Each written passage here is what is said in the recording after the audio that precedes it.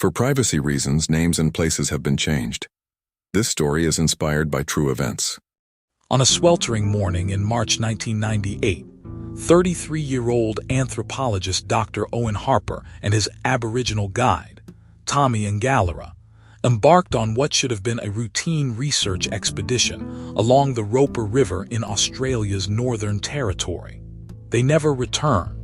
Despite an exhaustive search operation that covered hundreds of kilometers of remote waterways, both men seemed to vanish into the ancient landscape they were studying. Their research boat, discovered drifting aimlessly 3 days later with all equipment untouched, only deepened the mystery. For 20 years, two families lived with the crushing weight of uncertainty, while the vast territory kept its secrets. Then, in 2018, as a merciless drought gripped the region, the receding waters of the Roper River began to tell a story, one that would expose a deadly conspiracy hidden beneath its sacred waters. This is the complete investigation into what happened to Owen Harper and Tommy Ngallera. Before we continue, let us know where you're watching from, and if you enjoy this content, consider liking and subscribing to our channel. Now let's continue.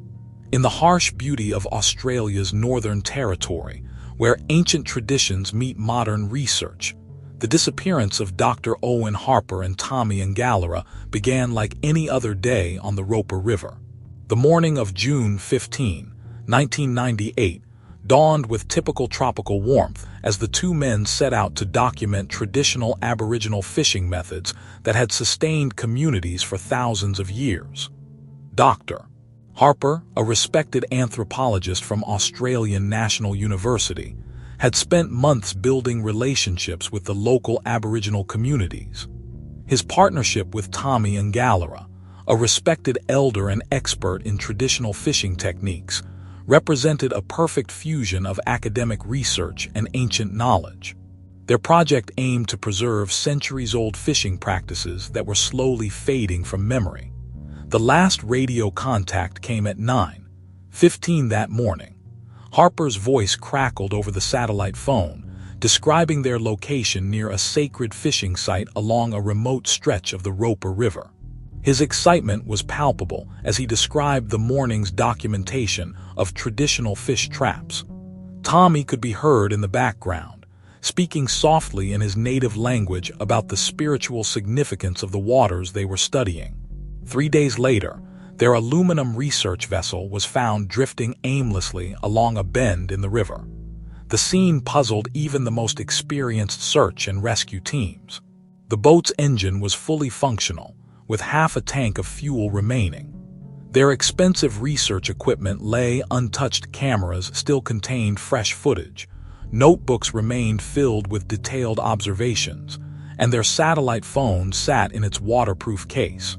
Most disturbing was the presence of their emergency beacons, unused and still secured in their storage compartment. The initial search operation, launched within hours of the boat's discovery, mobilized everything from helicopter crews to Aboriginal trackers. The surrounding landscape offered little help. Dense riverbank vegetation and muddy waters kept their secrets hidden.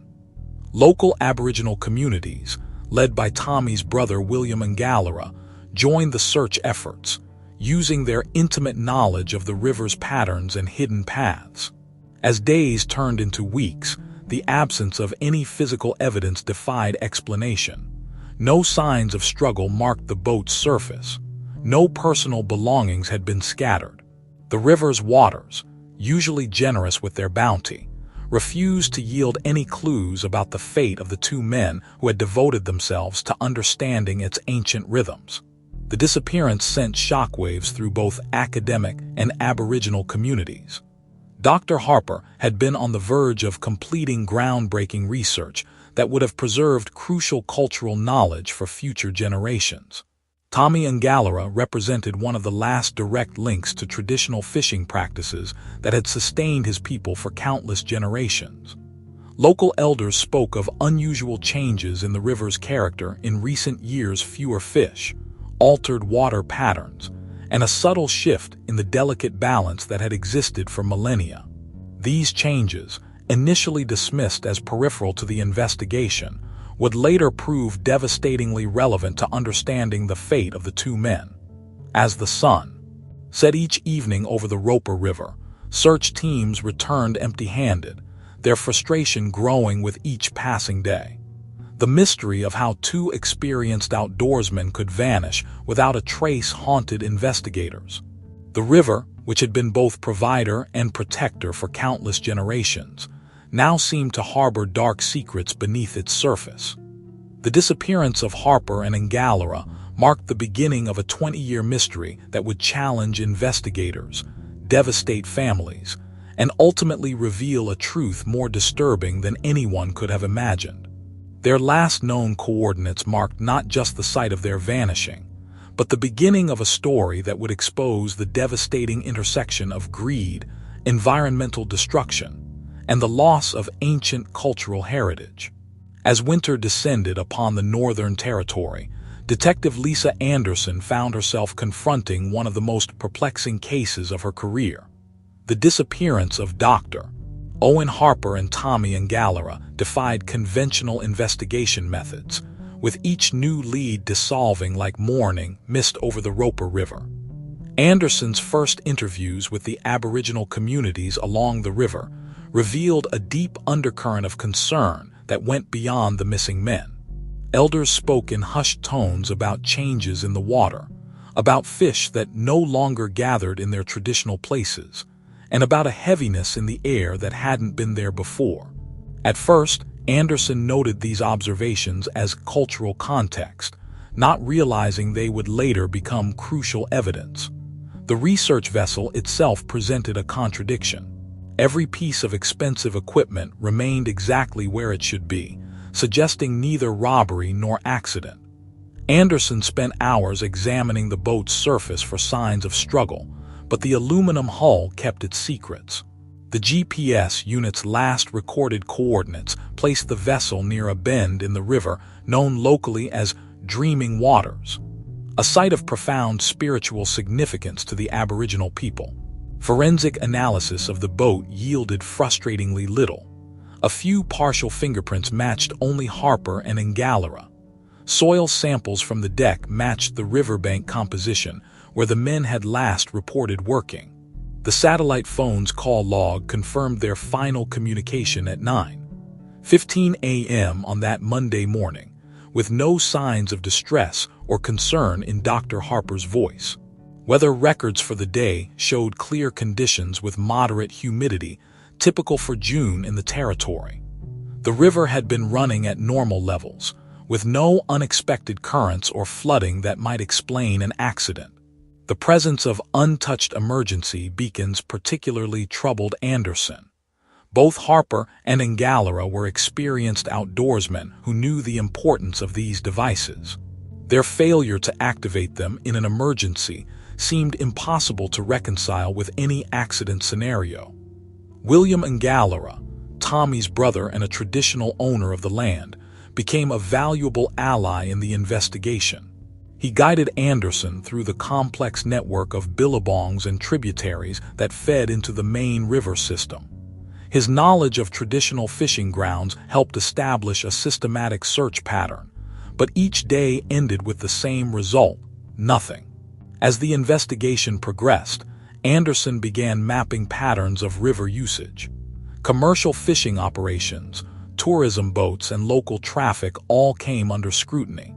One name appeared repeatedly in her interviews: Jack Morrison, a commercial fisherman who had recently expanded his operations in the area.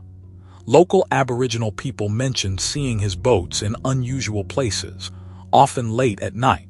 But at the time, these observations seemed peripheral to the investigation. The search teams faced immense challenges in the remote terrain. Dense vegetation along the riverbanks made ground searches extremely difficult, while the water's muddy consistency complicated diving operations. Helicopter surveys provided limited visibility through the thick canopy of paperbarks and eucalyptus trees that lined the river. After 6 weeks of intensive searching, the investigation began to lose momentum. Despite interviewing over 100 witnesses, analyzing satellite imagery, and conducting extensive underwater searches. Anderson had no concrete evidence to explain the men's disappearance. The case seemed to hover between accident and foul play, with neither scenario fully explaining the peculiar circumstances. The absence of bodies particularly troubled the Aboriginal community. Traditional beliefs held that the spirit could not rest properly without proper burial ceremonies. William and Galera organized traditional smoking ceremonies along the river, hoping to help his brother's spirit find peace, while also seeking guidance from ancestral spirits about what had occurred. As the initial investigation wound down, Anderson found herself haunted by the elders' observations about changes in the river. Something about their concerns nagged at her investigative instincts, but the connection remained just out of reach. She carefully preserved these statements in her case files, unaware that they would prove crucial 2 decades later when drought would finally force the river to reveal its dark secrets. Years slipped away as the disappearance of Dr. Owen Harper and Tommy and Galera transformed from urgent mystery into one of the territory's most puzzling cold cases. Each passing season seemed to wash away potential evidence along the Roper River's banks, while families and investigators alike grappled with the particular agony of uncertainty. Detective Lisa Anderson maintained the case file on her desk, reviewing it monthly even as newer investigations demanded her attention. The stack of interviews, photographs, and forensic reports told a story of exhaustive effort, but offered no resolution. She often found herself returning to the satellite phone recording of Harper's last transmission, searching for any overlooked detail in his enthusiastic description of the morning's research. In the Aboriginal communities along the river, the impact of the disappearances cut deep into cultural and spiritual life. Traditional fishing practices, which Harper and Galera had worked so diligently to document, began to fade. Younger generations, already struggling to maintain connections with ancient customs, lost access to Tommy's vast knowledge of river lore and fishing techniques. The waters that had sustained their people for millennia seemed to hold less abundance with each passing season. William and Galera, Tommy's brother, refused to abandon hope. Every year on the anniversary of the disappearance, he organized searches along different sections of the river. These efforts, combining traditional tracking methods with modern technology, brought together both Aboriginal and non-Aboriginal community members. Yet each search ended the same way, with empty hands and heavier hearts. The academic community felt the loss of Harper's research acutely. His work had represented a unique collaboration between Western scientific methodology and traditional Aboriginal knowledge. Several universities proposed similar research projects, but none could replicate the trust and understanding Harper had built with the local communities. His unfinished research notes, carefully preserved in the university archives, stood as a testament to what might have been. Annual case reviews became an exercise in frustration. New investigators would examine the evidence, sometimes suggesting different search areas or theoretical scenarios, but the fundamental questions remained unanswered. How could 2 experienced outdoorsmen vanish without activating their emergency beacons? Why did the boat show no signs of struggle? What explained the complete absence of physical evidence? The river itself seemed to change during these years. Elder William and Galera and other traditional owners noticed subtle but troubling shifts in the ecosystem. Fish populations declined in traditional fishing grounds, and the water carried unfamiliar scents and colors at certain times of the year. These changes were documented in police reports, but remained unconnected to the disappearances. Detective Anderson's case files grew thick with supplementary reports, possible sightings, theories from criminal profilers, and periodic reviews of similar cases from around Australia. Each new piece of information raised hopes briefly before joining the growing archive of dead ends. The investigation remained active, but seemed to circle endlessly around the same unanswered questions.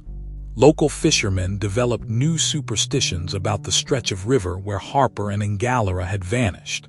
Some avoided the area entirely, claiming the waters there felt different, heavier somehow with unresolved history. These stories became part of river folklore, past owned campfires and fishing boats, growing more elaborate with each retelling. As the years passed, the case began to represent something larger than the disappearance of two men. It became a symbol of loss, the loss of traditional knowledge, of cultural connection, of answers that seemed forever out of reach. The river kept its secrets, flowing year after year past the spot where Harper and Ngallara had last been seen, while their families waited for answers that seemed would never come. By 2017, nearly 2 decades after the disappearance, the case file had gathered dust in the Territory Police archives. Yet the mystery remained alive in the memories of those who had searched, those who had known the men, and those who sensed that somewhere beneath the surface of those muddy waters lay answers to questions that had haunted them for 20 years.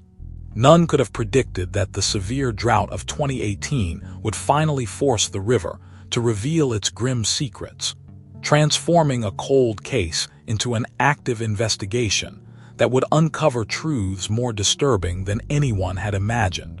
The summer of 2018 brought one of the most severe droughts in Northern Territory history. The Roper River, usually swollen with tropical waters, retreated to reveal secrets long hidden beneath its surface. As water levels dropped to historic lows, the parched riverbank began yielding evidence that would shatter 20 years of silence. On a scorching September morning, a local Aboriginal youth discovered what appeared to be human remains partially exposed in the cracking mud of the riverbank. The location, less than a kilometer from where Harper and Ngallara's boat had been found 2 decades earlier, immediately drew the attention of Territory Police. Detective Lisa Anderson, now nearing retirement, found herself standing once again on the banks of the Roper River. The scene before her was grim. 2 sets of skeletal remains lay partially embedded in the hardened clay, their position suggesting deliberate burial rather than accidental deposition. Nearby, half buried in the mud, lay several large plastic containers bearing faded chemical warning labels. The forensics team worked methodically in the baking heat, documenting every detail as they excavated the site. The remains showed signs of trauma consistent with violence rather than accident. More telling were the chemical containers scattered around the burial site, industrial-grade antibiotics and growth hormones commonly used in commercial fish farming, but banned in Australia for their devastating environmental impact. Dr. Sarah Kim, an environmental contamination specialist called to the scene, immediately recognized the significance of the chemical evidence. Testing revealed high concentrations of banned substances in the soil around the remains, suggesting years of systematic contamination. The chemicals matched those used in intensive aquaculture operations, specifically barramundi farming. The discovery sent shockwaves through the local Aboriginal community. Elder William Ngallara, now in his 70s, visited the site with other traditional owners. The location held particular significance. It lay upstream from sacred fishing grounds that had mysteriously stopped producing traditional catch nearly 2 decades ago. The elders' long-held concerns about changes in the river suddenly carried new weight. As forensic anthropologists carefully excavated the remains, they uncovered more than just bones. Preserved by the clay soil, scraps of clothing still clung to the skeletal forms. A waterproof notebook, its pages filled with Harper's distinctive handwriting, contained detailed observations about water quality and fish behavior. The final entry, dated June 15, 1998, noted concerns about unusual chemical smells and dead fish along the riverbank. The excavation expanded over several days, revealing a broader pattern of environmental destruction. Buried containers formed a line along the riverbank, suggesting a deliberate system of chemical distribution into the water. Testing of sediment layers showed a clear timeline of contamination beginning in early 1998, precisely when local elders had first noticed changes in the river's health. Detective Anderson coordinated with environmental crime specialists to map the spread of contamination downstream. The data painted a disturbing picture. Whoever had buried these chemicals had effectively poisoned kilometers of sacred fishing grounds, destroying ecosystems that had sustained Aboriginal communities for thousands of years. The remains themselves told a story of violence. Forensic analysis revealed blunt force trauma to both skulls, indicating the men had been killed before burial. The positioning of the bodies and the careful concealment suggested the perpetrator knew the area well and had taken time to hide evidence of the crimes. As news of the discovery spread, long-buried memories surfaced among river communities. Locals recalled unusual nighttime activity along that stretch of river in 1998, the sound of boats moving in darkness, and strange smells that had been dismissed at the time. These fragments of recollection, meaningless in isolation, began forming a pattern that pointed toward commercial fishing operations in the area. The drought that had revealed these grim remains continued to expose more evidence daily. Each new discovery added detail to a picture of environmental destruction and murder, a tragedy born of greed that had claimed not only 2 lives, but also the cultural heritage of an ancient fishing tradition. The river had finally begun speaking, and its story would lead investigators toward a truth that had waited 20 years to be told. The discovery of remains along the Roper River's drought-exposed banks transformed a decades-old cold case into the Northern Territory's most urgent investigation. Detective Lisa Anderson, who had carried the weight of this unsolved mystery for 20 years, found herself leading a new team armed with modern forensic techniques and a fresh perspective on old evidence. The investigation headquarters hummed with activity as analysts pored over satellite imagery spanning 2 decades. Modern mapping technology revealed subtle changes in river patterns and vegetation that had gone unnoticed in 1998.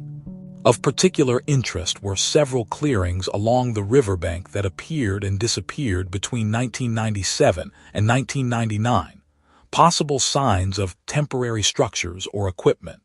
Anderson's team meticulously reconstructed the local fishing industry's history during the late 1990s. Records showed a surge in barramundi production from the region, despite traditional fishermen reporting declining catches in natural waters. This discrepancy led investigators to examine commercial fishing licenses, revealing Jack Morrison's rapid expansion during this period. Interviews with retired fisheries inspectors painted a troubling picture. Morrison's operation had been subject to several routine inspections, but his remote location and careful timing had kept his illegal activities hidden. Former employees, now willing to speak after decades of silence, described late-night operations and strict instructions to avoid certain areas of the property. Dr. Sarah Kim's environmental analysis proved crucial. Using advanced testing methods unavailable in 1998, she traced chemical signatures in river sediment layers that matched the containers found near the remains. The contamination pattern formed a clear timeline, beginning shortly before Harper and Ngallara's disappearance and intensifying over the following months. Local Aboriginal communities, led by Elder William Ngallara, provided vital historical context.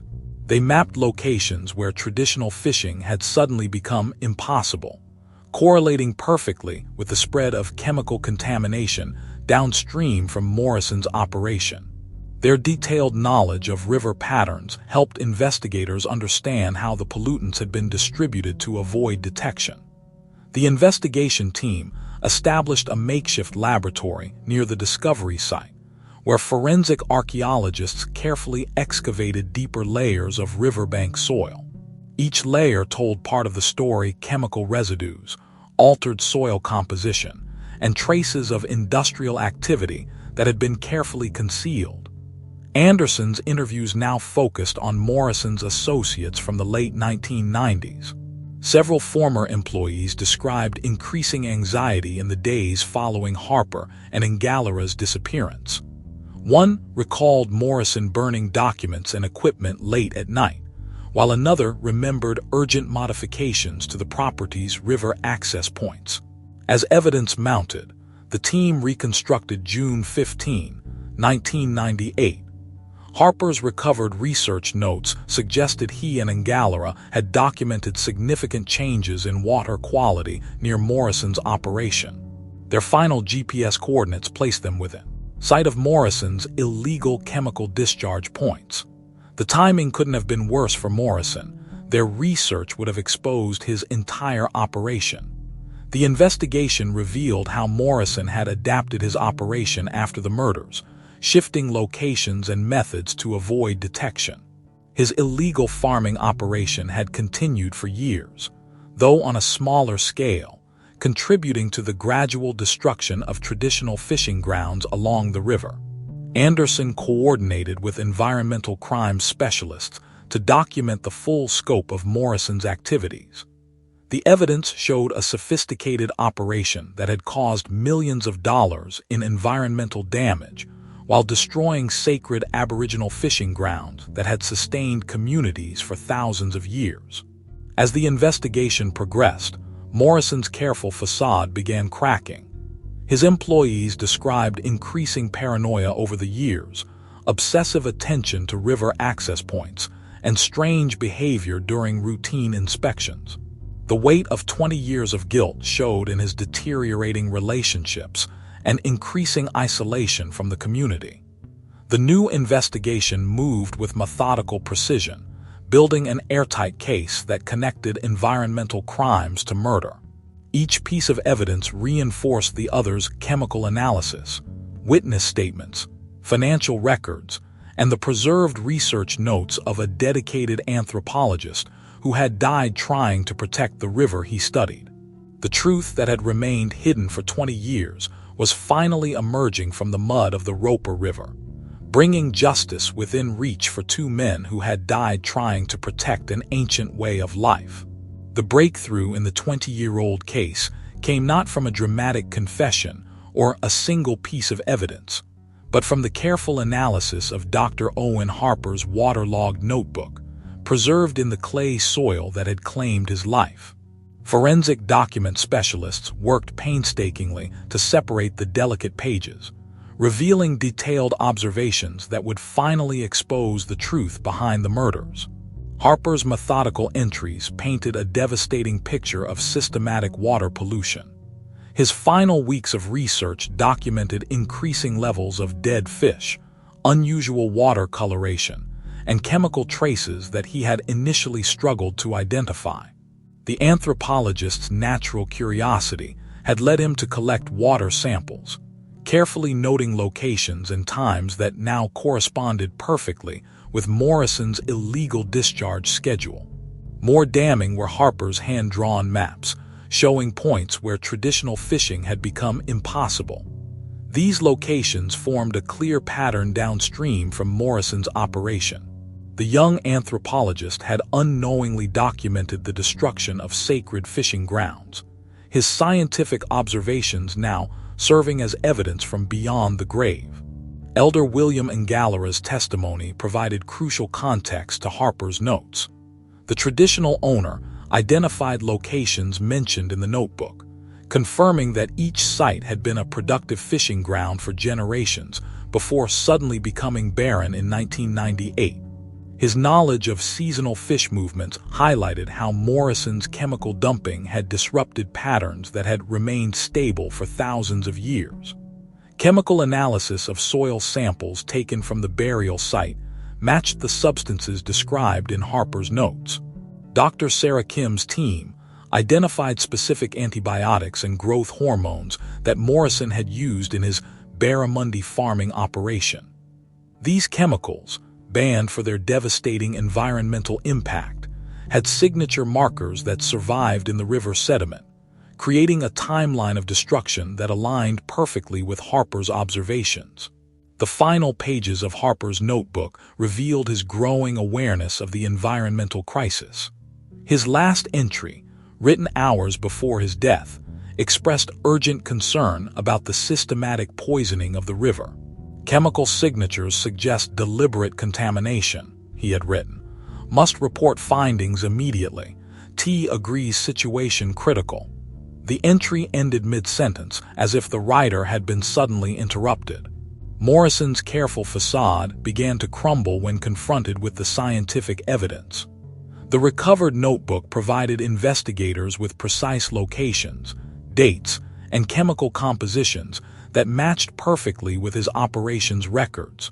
Each entry in Harper's Journal now corresponded to a specific aspect of Morrison's illegal activities, creating an undeniable pattern of environmental destruction and motive for murder. Former employees, shown passages from Harper's notebook, confirmed the accuracy of his observations. They identified specific chemicals mentioned in his notes, recalling how Morrison had instructed them to dispose of containers under cover of darkness. The anthropologists' detailed descriptions of nighttime activity along the river matched their accounts of secret chemical dumping operations. Environmental crime specialists used Harper's data to model the spread of contamination through the river system.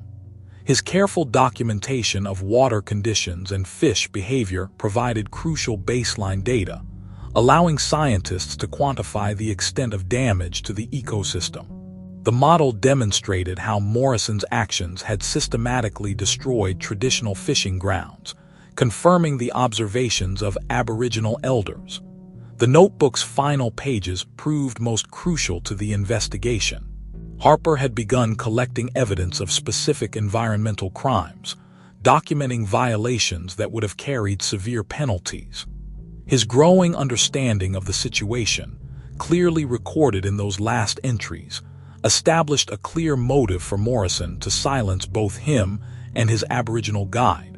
When presented with the combined weight of scientific evidence and traditional knowledge, Morrison's resistance collapsed. The precision of Harper's observations, preserved for 2 decades in the mud of the Roper River, made denial impossible. The notebook had become both evidence and testimony, the dead anthropologist's words finally bringing truth to light. The breakthrough transformed decades of suspicion into actionable evidence. Harper's preserved research notes provided the foundation for criminal charges, linking environmental destruction directly to the murders. His careful documentation, combined with Aboriginal traditional knowledge and modern forensic science, had finally revealed the full scope of Morrison's crimes against both the river and its people. In the austere confines of the Northern Territory Supreme Court, Jack Morrison's confession brought 2 decades of mystery to a close. The once prominent fisherman, now aged and diminished, spoke in a quiet voice as he detailed the events of June 15, 1998. He described his panic upon discovering Harper and Ngallera documenting the chemical contamination, the fatal confrontation on the riverbank, and the grim task of concealing their bodies in the muddy soil that had kept his secret for 20 years. The court proceedings revealed the full extent of Morrison's crimes. Environmental impact assessments estimated that his illegal barramundi farming operation had contaminated over 30 kilometers of riverway, destroying sacred fishing grounds that had sustained Aboriginal communities for countless generations. The banned chemicals he used had created dead zones in the river system that experts predicted would take decades to recover. Detective Lisa Anderson sat in the courtroom each day, watching as 2 decades of investigation finally culminated in justice. The sight of William Ngallera in the witness stand, speaking with quiet dignity about the destruction of his people's traditional fishing grounds and the loss of his brother, moved many to tears. His testimony wove together the twin tragedies of environmental destruction and murder, demonstrating how Morrison's greed had struck at the heart of Aboriginal cultural heritage. The sentence, when it came, reflected the gravity of Morrison's crimes. life imprisonment for the murders of Dr. Owen Harper and Tommy Galera, with additional terms for environmental crimes that ensured he would never know freedom again. The judge's remarks emphasized how Morrison's actions had not only taken 2 lives, but had also devastated an ancient cultural practice and poisoned waters sacred to the Aboriginal people. In the aftermath of the trial, attention turned to healing and restoration. Environmental scientists, working closely with Aboriginal elders, began the painstaking process of assessing and rehabilitating the damaged river system. Dr. Sarah Kim's team established monitoring stations along the affected waterways, documenting the slow process of natural recovery while investigating methods to accelerate the river's healing. The Aboriginal communities along the Roper River held traditional ceremonies to properly lay Tommy Galera's spirit to rest. William Galera led the smoking ceremonies, combining grief for his lost brother with hope for the river's restoration. Young community members, inspired by Tommy's dedication to preserving traditional knowledge, began showing renewed interest in learning ancient fishing practices. The Australian National University established the Harper Galera Fellowship, dedicated to supporting collaborative research between academic institutions and Aboriginal communities. The program emphasized the preservation of traditional environmental knowledge while incorporating modern scientific methods, continuing the work that Owen Harper and Tommy Galera had begun. Detective Anderson's final task before retirement was overseeing the return of Owen Harper's recovered research materials to his family. His notebooks, preserved against all odds, provided invaluable insights into traditional fishing practices that might otherwise have been lost. The university archived these materials, making them available to researchers while respecting Aboriginal cultural protocols. The case became a watershed moment in Australian environmental law enforcement. New legislation strengthened protections for traditional waters and increased penalties for environmental crimes affecting Aboriginal cultural heritage. Regular monitoring of commercial fishing operations intensified, with special attention to areas of cultural significance. 20 years of uncertainty had finally ended, but the impact of Morrison's crimes continued to ripple through the community. The Roper River, though slowly healing, bore the scars of his actions in its sediment and altered ecosystems. Traditional fishing grounds, once rich with life, remained silent testimony to the devastating intersection of greed and environmental destruction. Yet amid the tragedy emerged signs of renewal. Young Aboriginal people, working alongside environmental scientists, began documenting the gradual return of native fish species to some affected areas. Traditional knowledge, nearly lost with Tommy Galera's death, found new life through the efforts of those determined to preserve their cultural heritage. The river that had kept secrets for so long now flowed toward a different future. Its waters carried the memory of 2 men who died trying to protect it, their story serving as both warning and inspiration to those who followed. In the end, the truth had emerged not just from scientific evidence or police work, but from the combined wisdom of modern investigation and ancient knowledge, proving that some secrets, no matter how deeply buried, eventually rise to the surface.